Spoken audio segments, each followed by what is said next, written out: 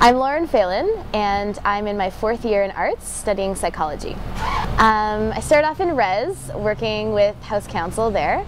Then last year I worked in human resources for the Student Leadership Conference, helped out with the Multidisciplinary Undergraduate Research Conference, MURC, and I've been a UBC REC for 2 years now, working in events and this year program development. I think the most meaningful part of involvement in UBC for me has been the community that develops as a result. I think that it's really easy, and I know for myself, I started off my first year here thinking that the school is so big and there's no way that I can ever make an impact specifically, and I think that as soon as that shifts, and I realized that building connections and building that sense of community has really made all the difference for me. So I love breakthroughs.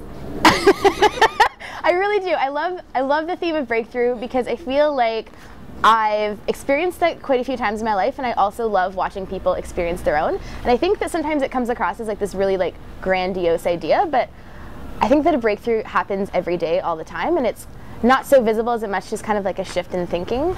And I think that a huge shift that happened for me was after a year of basically just commuting to campus, going to class, going to work, going home, and then all of a sudden I was sitting in lecture reading this email that was some kind of email blast about volunteering for something.